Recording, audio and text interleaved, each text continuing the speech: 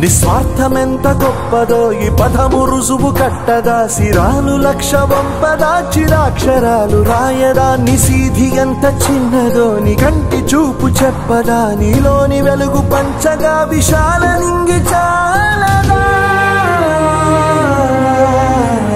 మనుష్యులందు నీ కథ మహర్షిలాగా సాగదా మనుష్యులందు నీ కథ